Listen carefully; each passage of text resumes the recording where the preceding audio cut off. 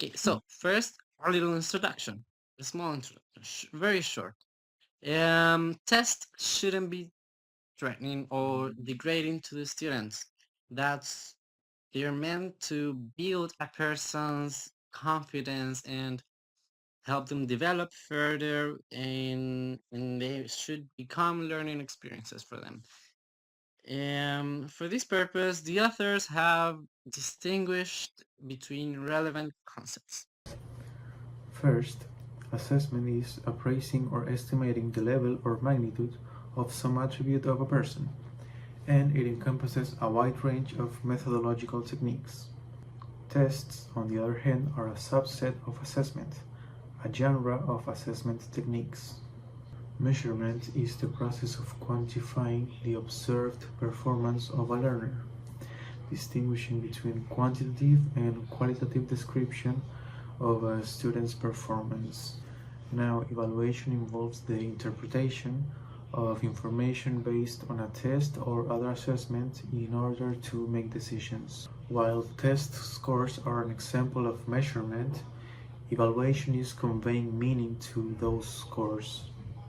For optimal learning to take place, students need the freedom to experiment and try their own hypotheses about language without the pressure of being judged regarding those trials and errors. Now we move on to different categories of tests. On one hand, informal assessment includes more incidental and unplanned comments, responses, and feedback, and is also embedded in classroom tasks without necessarily recording the results or making final judgments, because teachers are not aiming to make ultimate decisions about a student's performance. On the other hand, formal assessment are exercises that are specifically designed to utilize and demonstrate certain skills and knowledge.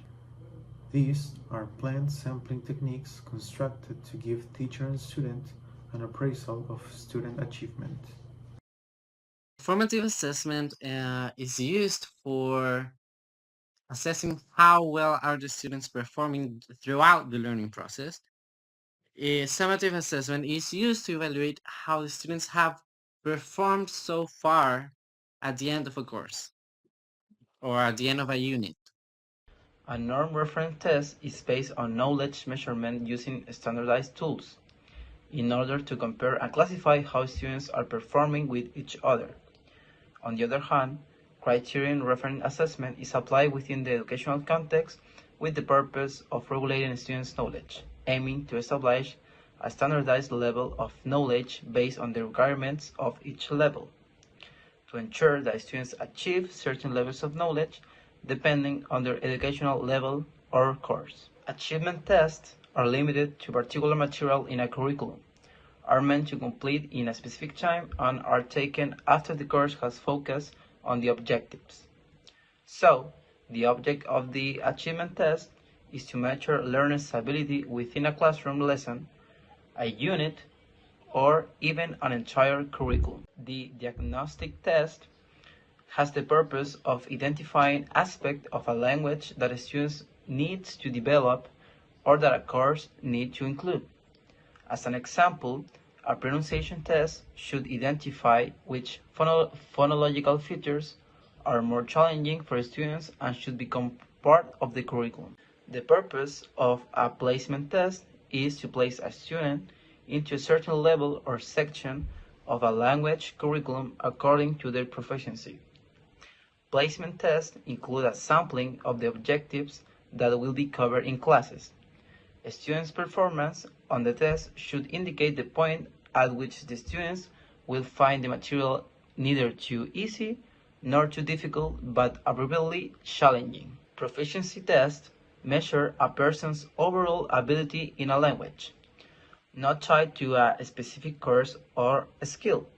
They are usually standardized, summative, and non-reference, including tasks like grammar, vocabulary, reading, listening, and sometimes speaking and writing. Their main purpose is to rank test takers and make decisions rather than give detailed feedback. The objective of an aptitude test is to measure a person's potential to learn a foreign language before starting a course and try to predict success. This test requires students to perform language-related tasks such as learning numbers, differentiate speech sounds, detecting grammatical functions, and memorizing per associates. Okay, so now that we're done with that, the authors have explained some issues that we have confronted during the whole history of assessing language proficiency specifically.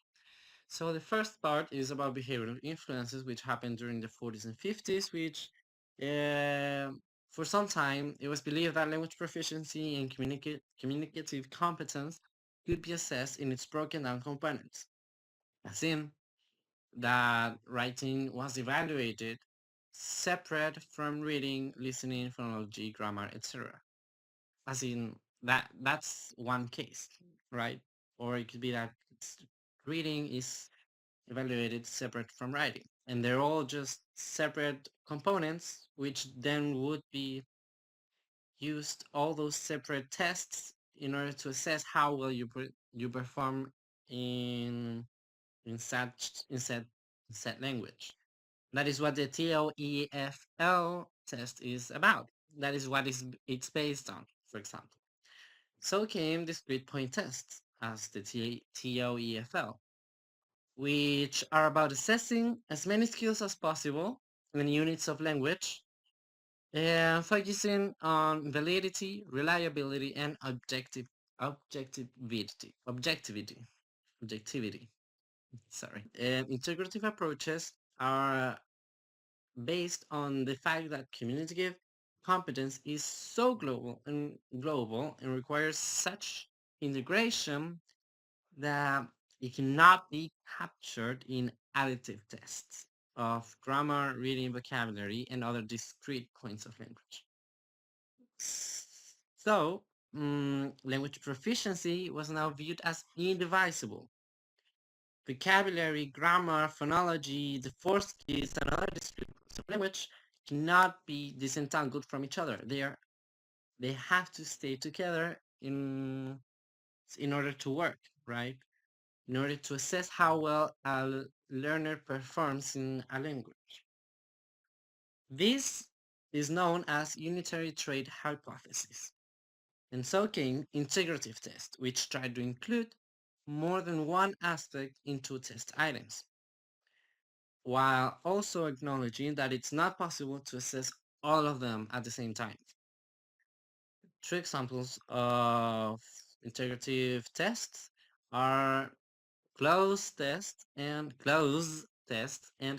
dictation. And that's it for today. Thank you so much for watching. That's our summary of the chapter.